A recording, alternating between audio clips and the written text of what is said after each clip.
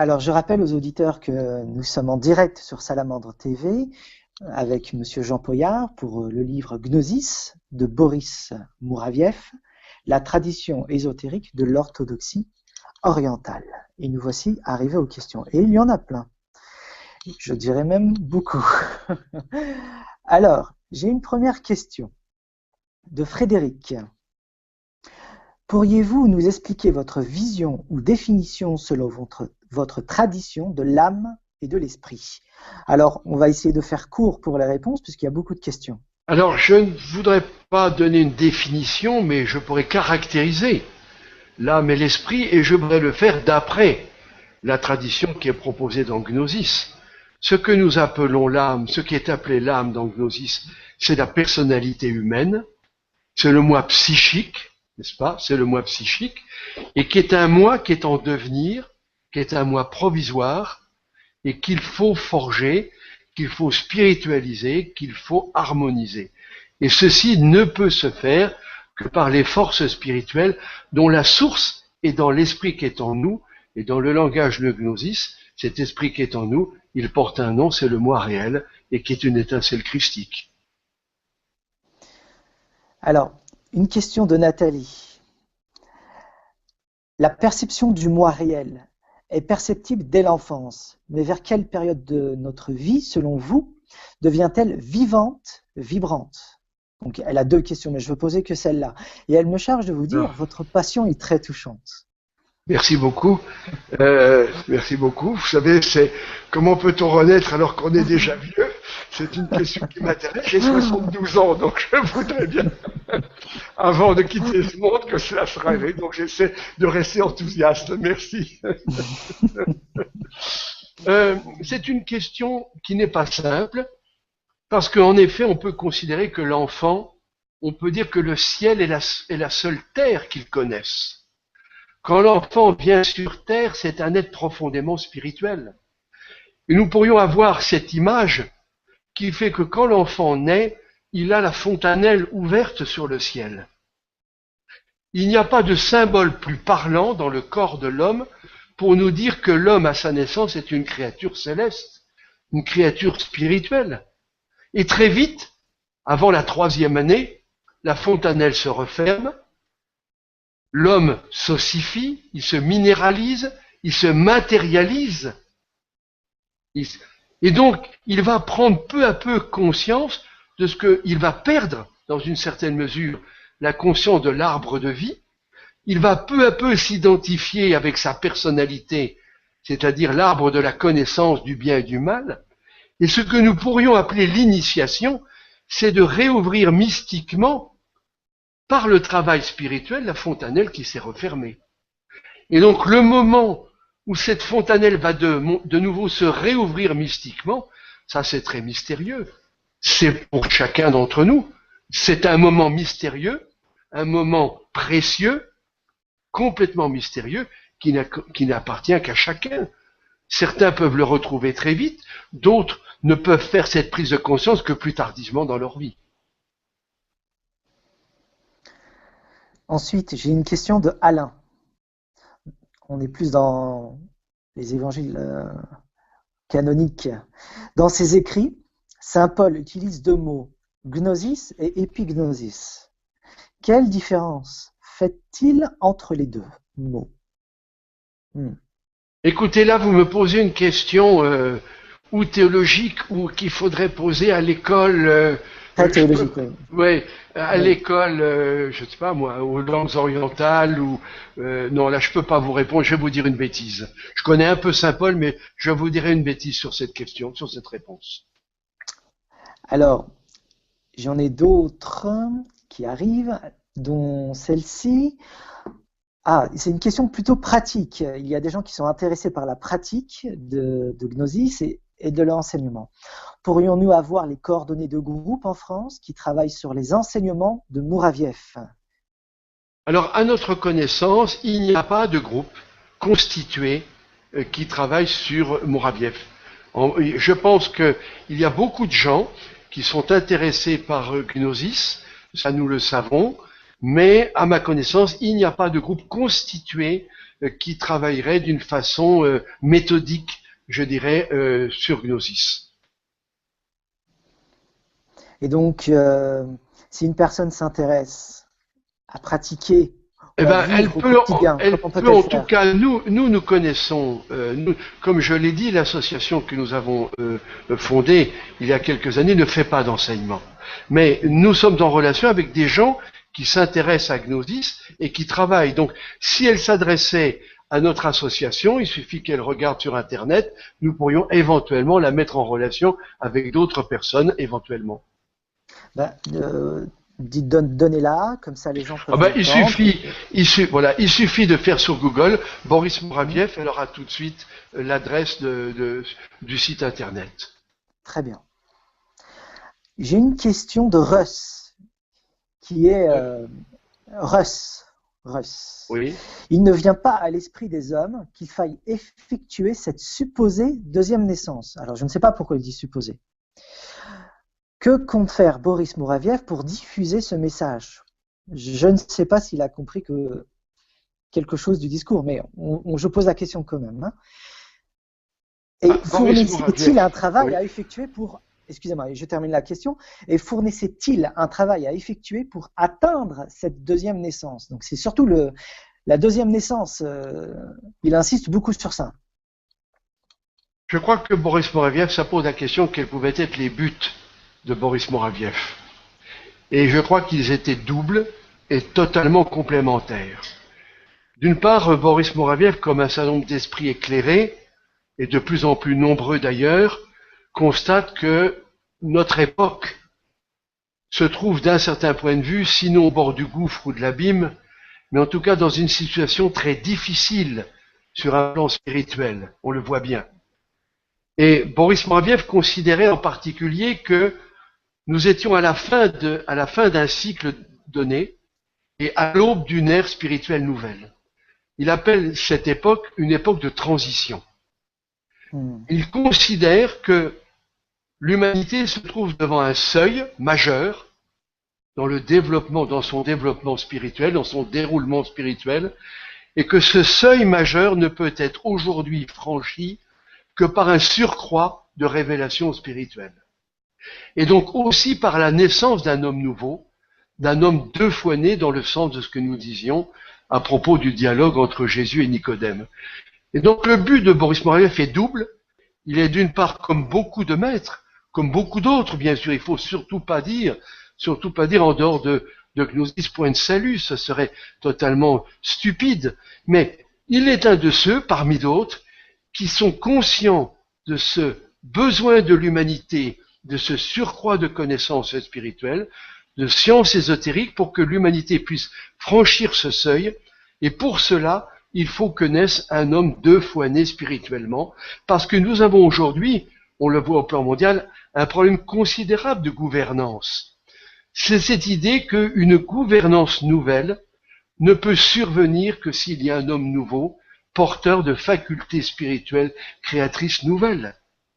Et donc, le but de Boris Moraviev en publiant Gnosis, en écrivant Gnosis, c'est d'apporter sa pierre pour que l'humanité franchisse ce seuil et de permettre à chacun d'entre nous d'engager concrètement, chacun à sa mesure, ce travail spirituel sur lui-même pour tendre vers cette seconde naissance.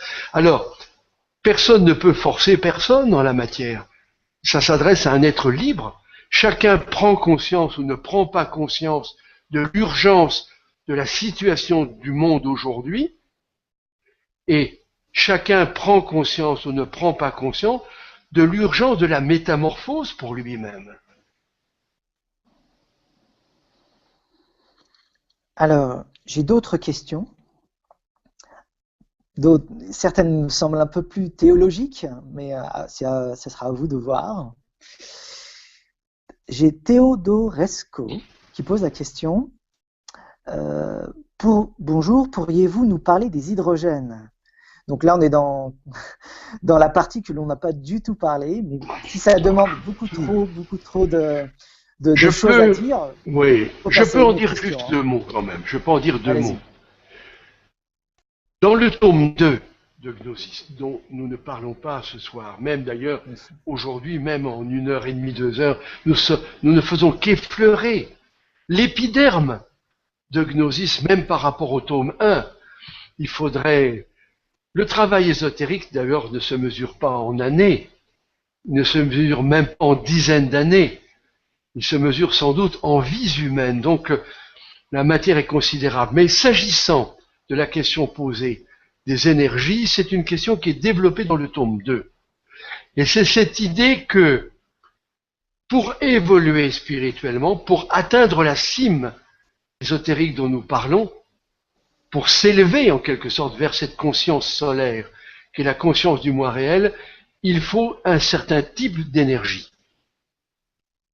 Un certain type d'hydrogène. Il faut des énergies fines. Et ces énergies fines, le corps humain ne les produit pas spontanément, mécaniquement. Il faut donc y travailler. Et donc, le travail spirituel, tel qu'il est donné effectivement dans Gnosis, donne des clés pour produire ces énergies fines sans lesquelles nous n'atteindrons pas les cimes célestes. Pour passer de la vallée où nous sommes jusqu'au sommet d'une haute montagne, il y a tout un enseignement, il y a tout un entraînement qui est le travail spirituel sur soi-même et qui consiste en effet à produire ces énergies fines. Attention à votre ordinateur, encore une nouvelle fois. Merci.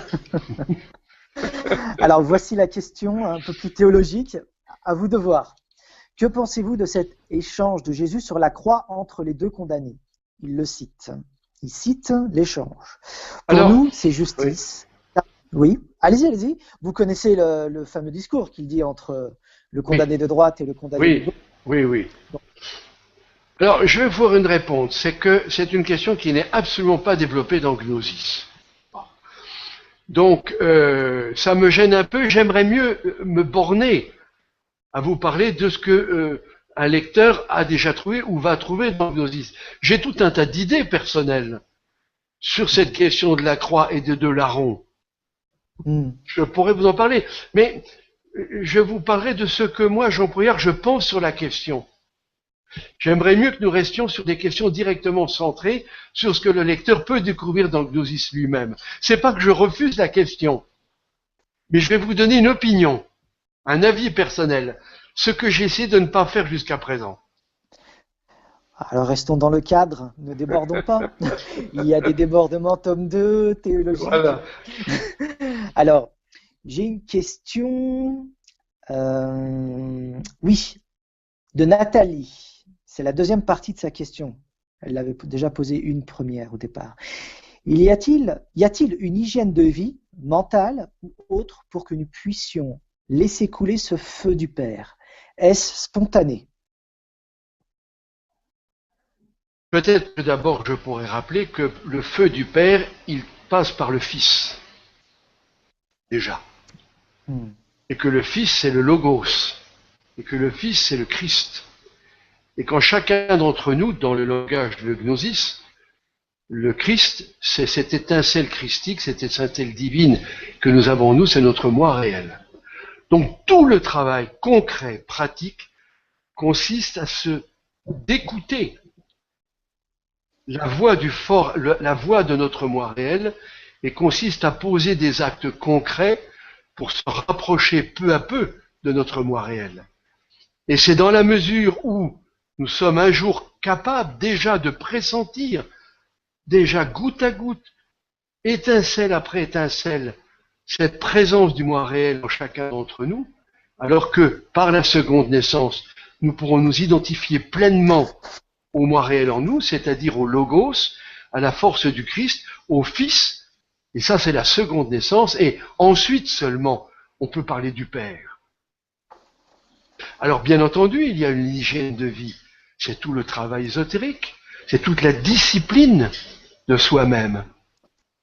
Bien sûr, Gnosis, au fond cette question m'amène à dire quand même ceci qui est très important, c'est que ce qui caractérise en particulier l'enseignement proposé dans Gnosis, avec d'autres enseignements d'ailleurs, il n'est pas le seul à le dire et à le faire, mais c'est un enseignement complètement, totalement adapté à l'homme et la femme tel qu'il est aujourd'hui dans les circonstances de la vie contemporaine.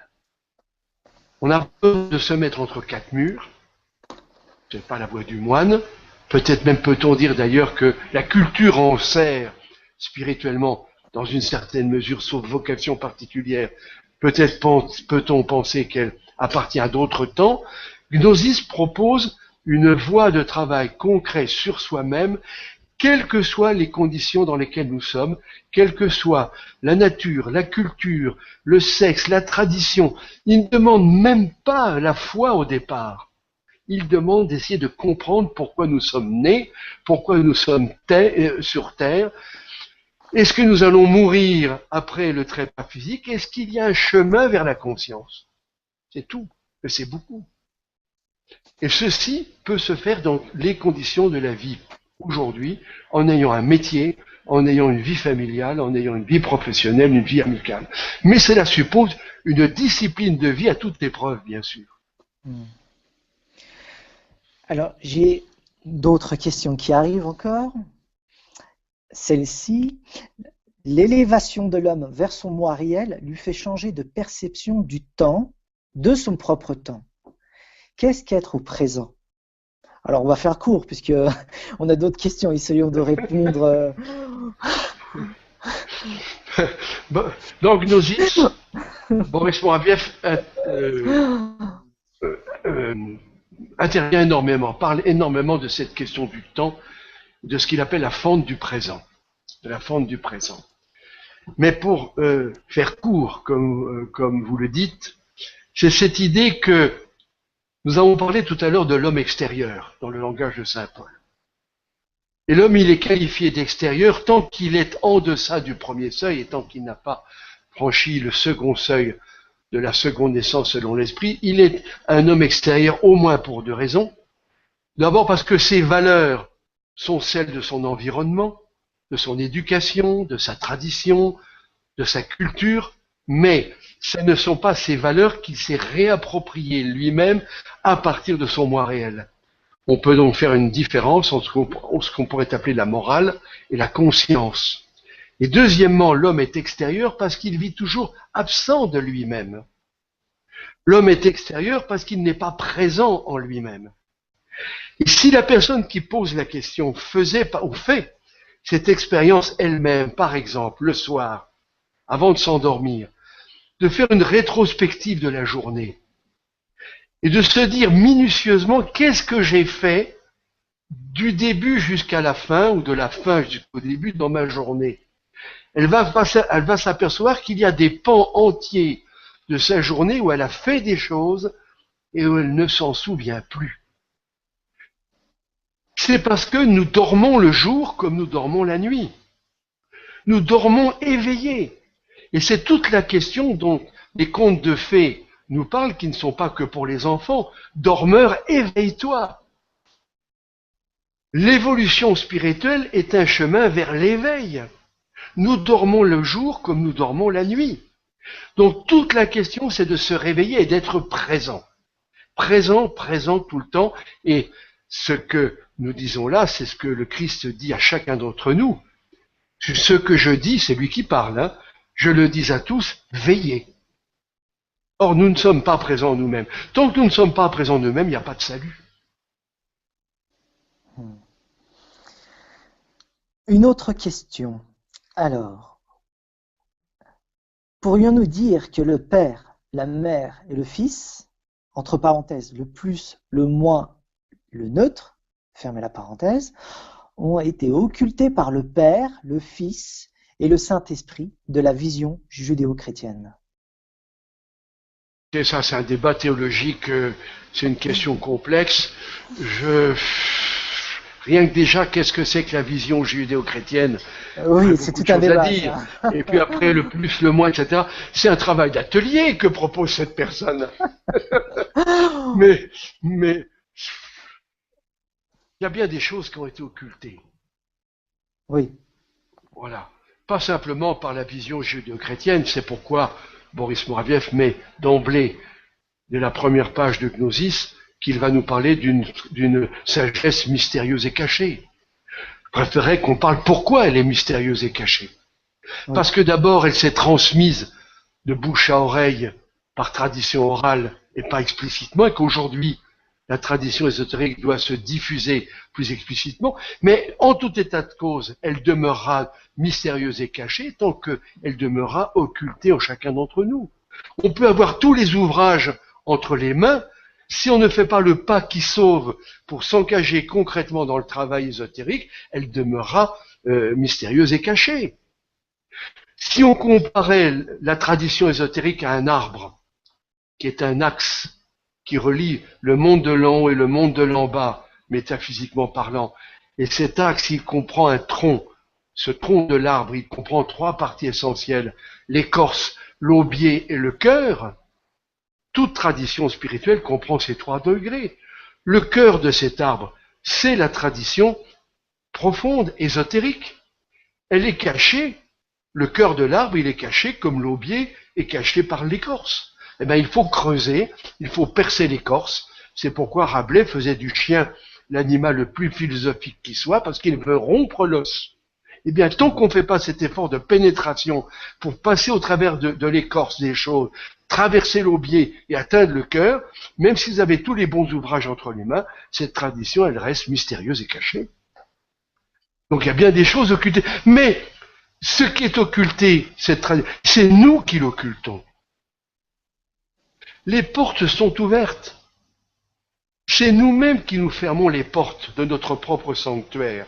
Donc, il suffit de travailler. Je réponds pas complètement à la question, mais elle est assez... un peu quand même. Un peu quand même. Bon. Une question d'Andrés. En dehors de ces références explicites à la Bible, quelle différence voyez-vous entre Gnosis et les fragments d'un enseignement inconnu d'Ouspensky, de Gurdjieff? Alors c'est une question importante, une question intéressante, sur laquelle d'ailleurs Muraviev s'est exprimé lui-même à plusieurs reprises et en divers lieux.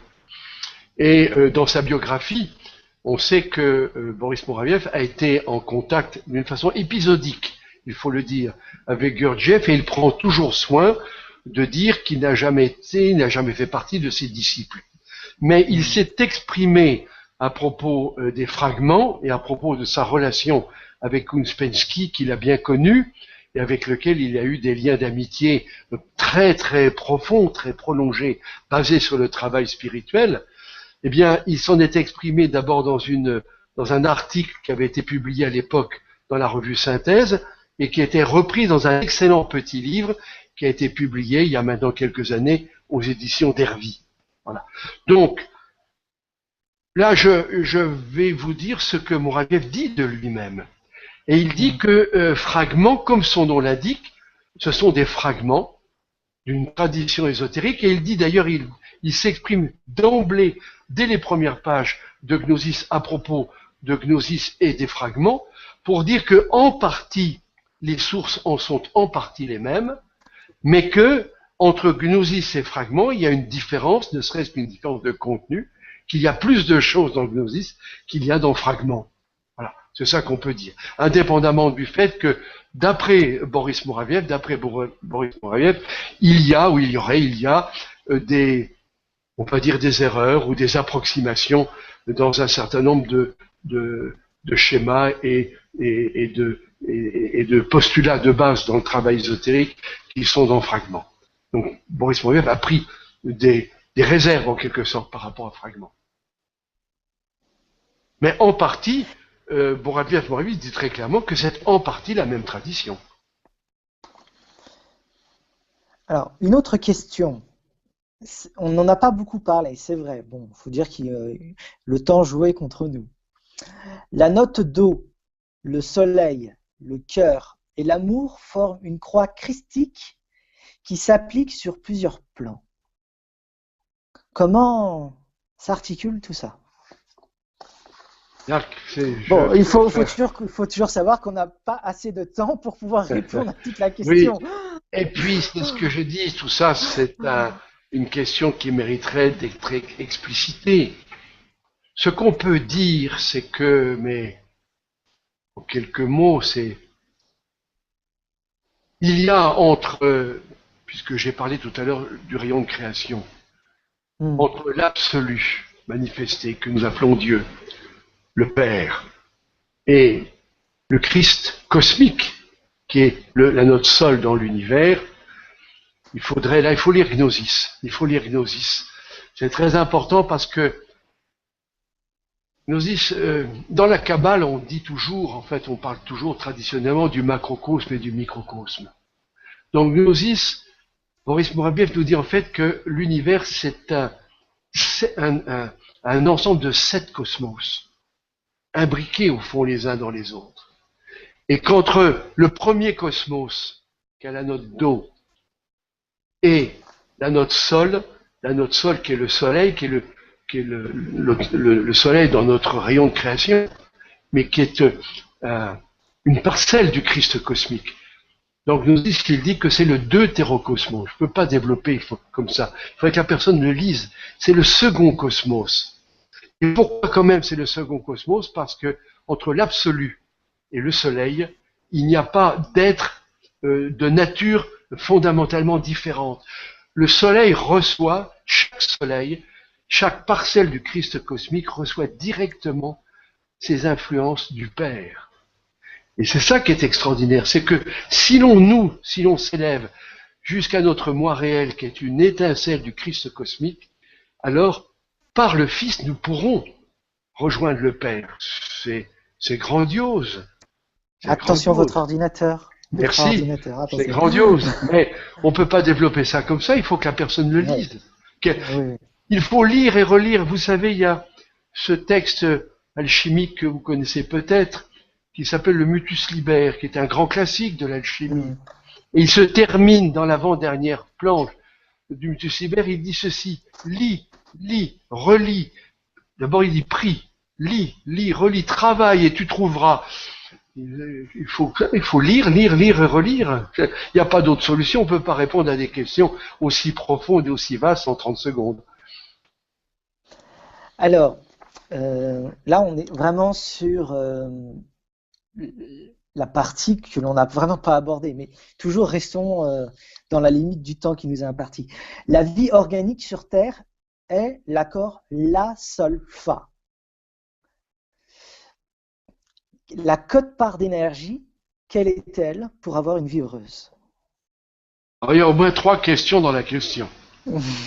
Bon, quelqu'un qui n'a pas lu Gnosis, je suppose que c'est une personne qui a lu Gnosis, parce que pour dire que déjà la vie organique sur Terre c'est les La, Sol, Fa, ça veut dire que cette personne a déjà un minimum de connaissances de Gnosis par rapport à d'autres personnes qui ne l'ont pas. Donc c'est un peu compliqué de répondre à la question. Et puis après, la vie heureuse, c'est encore autre chose. Mais je pourrais dire ceci, c'est que dans le rayon de création dont j'ai parlé tout à l'heure, qui part de l'absolu, qui transite par le soleil, qui arrive à la terre, qui va jusqu'à la lune, eh bien, dans cette grande octave cosmique, qui est une gamme musicale, qui est une gamme descendante, nous savons que ça, c'est une loi de la physique, on pourrait presque dire, que dans une gamme musicale, les vibrations ne suivent pas un parcours linéaire. Il y a des tons, il y a des demi-tons. Et en particulier dans cette grande octave cosmique, il y a 2 demi-tons, c'est-à-dire un moment où les vibrations connaissent un certain fléchissement. Une première fois entre Do et Si, et une deuxième fois entre Fa et Mi. Si on lit Gnosis, alors je renvoie tous nos auditeurs à lire Gnosis, eh bien il est dit que le premier intervalle entre Do et Si est comblé par la volonté de l'absolu pour créer le monde, créer le grand univers dans lequel nous baignons. Mais que le deuxième intervalle entre Fa et Mi, c'est justement le rôle de la vie organique sur la Terre et des règnes de la nature, le règne humain, le règne animal, le règne végétal. Et donc ça donne. Et donc ces 3 notes sont, mais là il faudrait creuser, c'est cela, c'est à cela que fait allusion cette personne, les 3 notes La, Sol, Fa. C'est donc tout le rôle de la vie organique sur la Terre qui est présenté dans Gnosis comme une station de transmission des énergies entre l'énergie qui part de l'absolu, qui passe par le soleil, qui passe par notre Terre jusqu'à la Lune, et les énergies qui remontent de la Lune pour remonter jusqu'au soleil et donc c'est tout l'échange entre le rayon de création. Et c'est à cela que je faisais aussi allusion tout à l'heure, c'est que le rôle de la Terre, le rôle de la vie sur Terre, et en particulier le rôle de l'homme, qui est le chef de la création de ce point de vue-là, de la vie organique sur la Terre, ça n'est pas un simple rôle pour lui-même, c'est aussi une dimension plus cosmique. Et donc il y a un double rôle de l'humanité et de l'homme. Il participe en tant qu'organe de la vie organique sur la Terre. Il est une cellule de cette vie organique sur la Terre. Il est un élément des règnes de la nature. Et c'est ce que Boris Moraviev appelle la loi générale. Il est une cellule de cette loi générale. Et il faut faire en sorte que cette station de transmission joue bien son rôle. Et il peut avoir ensuite un but personnel, un but plus intime, un but plus direct, spirituel, d'évolution personnelle. C'est ce qui est appelé la loi d'exception dans Gnosis. La loi générale est une loi divine qui permet au rayon de création d'évoluer de haut en bas et de bas en haut. Et la vie organique sur la Terre, elle est cette station de transmission. Et l'humanité et l'homme a un rôle à jouer dans ce concert-là. Et il y a ensuite une loi d'exception, c'est la porte étroite dont il est question dans les évangiles. Cette porte étroite qui est le but ésotérique personnel que peut se donner l'homme par rapport à lui-même. Ces deux lois ne sont pas opposées, mais elles ne sont pas non plus le passage de la loi d'exception à la loi générale nécessite aussi fondamentalement un travail intérieur de l'homme lui-même. S'il ne le veut pas, cela ne se fera pas naturellement. Tout à l'heure, on parlait de l'hydrogène. À l'instant, on est en train de parler d'énergie. Et donc, y a-t-il un rapport avec la Kundalini à l'intérieur de l'homme? Écoutez, c'est un mot. Je m'en tiens toujours strictement à ce qui est dit dans Gnosis, parce qu'après je pourrais vous donner des opinions personnelles et des avis personnels. Mais c'est un terme là qui est emprunté plutôt à l'enseignement oriental, je dirais. Le mot de Kundalini n'apparaît pas dans Gnosis, n'apparaît pas. Dans Gnosis, pour la personnalité humaine, il parle des centres inférieurs de la personnalité humaine, le centre intellectuel, le centre émotif, le centre instinctif moteur, et il parle de centres supérieurs, qui sont au fond l'arbre de la connaissance du bien et du mal, et il parle de l'arbre de vie. Il parle de l'arbre de vie qui sont les centres supérieurs. Un centre émotif supérieur et un centre intellectuel supérieur, et tout le travail ésotérique va consister de passer de la conscience des centres inférieurs pour faire en sorte de retrouver cette conscience des centres supérieurs en l'homme. Alors, en lisant le tome 1, parce que nous restons pour l'instant sur le tome 1, c'est le sujet de l'émission, les évangiles reprennent vie. Et j'ai une question qui est en rapport avec ça. Le message des évangiles est vivant. Les hommes attendent la descente du royaume des cieux dans un futur lointain. Comment vivre le message évangélique au présent? C'est votre question, c'est d'un auditeur. Ça, c'est ma question. Elle est vaste. Elle est vaste. Elle est vaste, mais restons dans cette petite... Peut-être d'abord dire quand même que oui. Gnosis, ça fait vraiment partie des ouvrages qui donnent un éclairage sur les évangiles tout à fait étonnant. Ça nous montre que les évangiles, ce sont des textes profondément simples et profondément profonds et ésotériques qui parlent à tous les degrés de conscience de l'homme. Et Gnosis donne des clés de compréhension des évangiles tout à fait étonnantes. C'est quand même déjà la première des choses. Et dans Gnosis, cette sagesse mystérieuse et cachée, on parlait du présent tout à l'heure. Je crois que peut-être qu'on peut revenir, je sais pas, puis vous me direz si je comprends bien votre question. Allez-y. Mais je disais que Boris Moraviev considère que nous sommes à la fin d'un cycle et à l'aube d'une ère nouvelle. Pour Boris Moraviev, l'histoire humaine évolue d'une façon ternaire, au fond comme s'il y avait un drame christique dans l'histoire de l'humanité avec 3 cycles fondamentaux.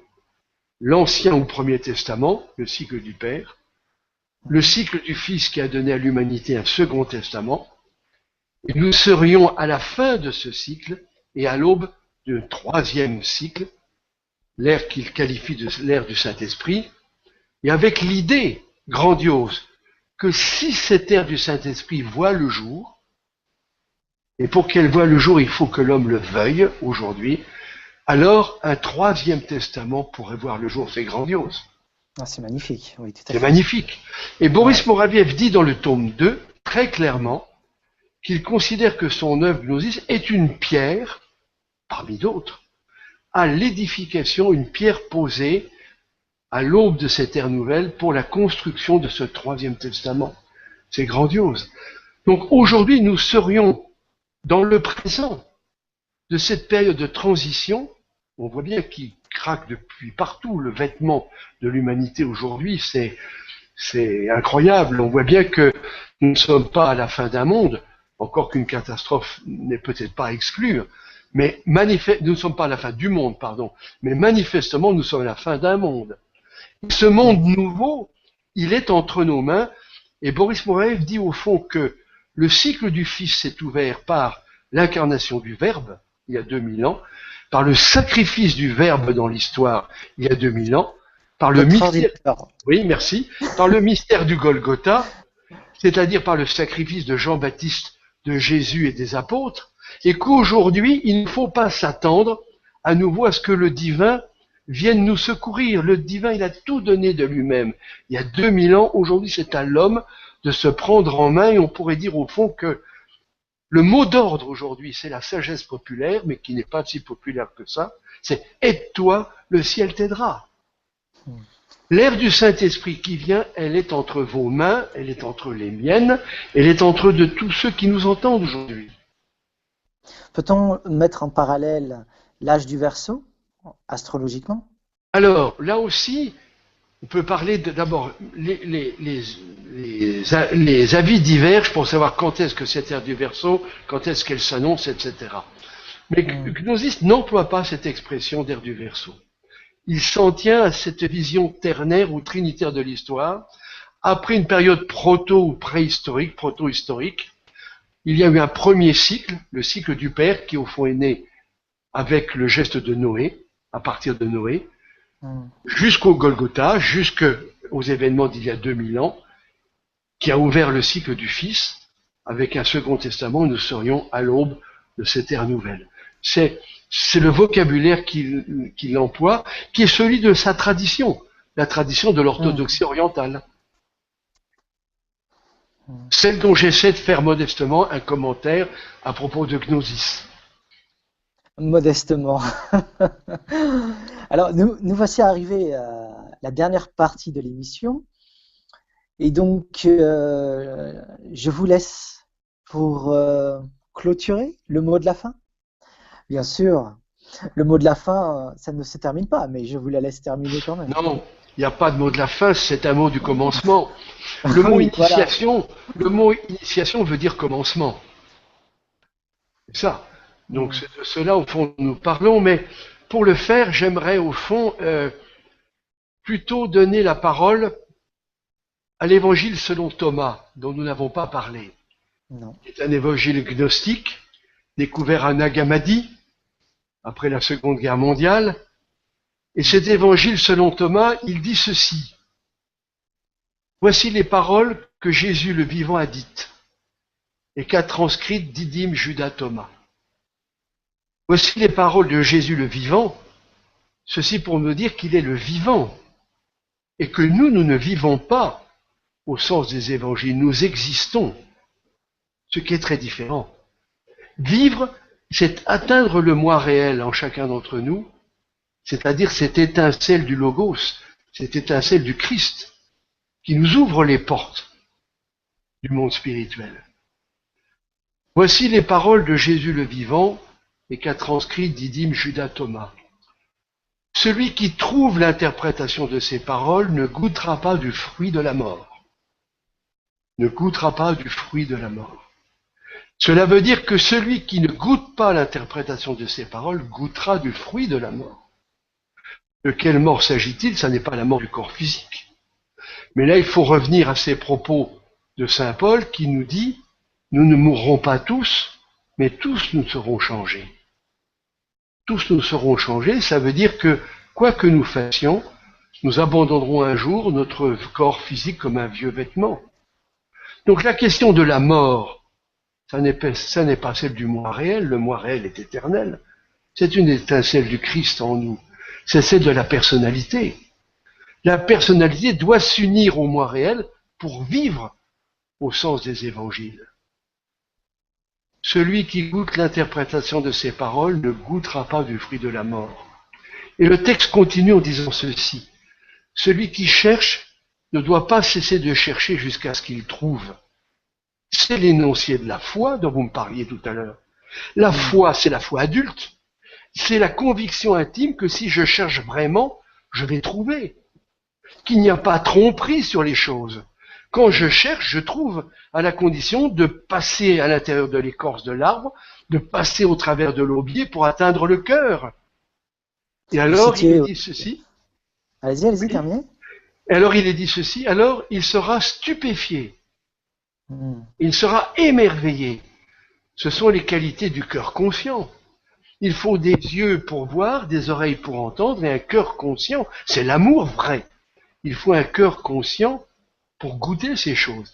Et il se termine ce petite partie du début du poème quasiment de Thomas, et alors il régnera sur le tout. Le tout, c'est le monde, mais c'est soi-même. C'est ça qu'on peut se souhaiter aux uns et aux autres. Je voulais juste mettre en parallèle votre citation par rapport au Mutus Liber qui rejoint effectivement ça. Lis, relis. Et à la fin, la dernière planche, parce que ça c'est l'avant-dernière, il dit « Et tu t'en vas clairvoyant ». Ça parle parfaitement à Thomas. Donc on est vraiment dans un même discours, un même dialogue. Et donc voilà, nous sommes arrivés à la fin. Je vous remercie beaucoup pour cette intervention, Monsieur Jean Poyard. Merci Daniel. Et de cette belle émission sur Gnosis. Je pense que les auditeurs ont été très très satisfaits. Et puis je vous souhaite une bonne journée. Et à vous tous, aussi, les auditeurs également. Plein de choses à vous Daniel et puis aux auditeurs aussi. Merci. Au revoir. Merci beaucoup. Au revoir.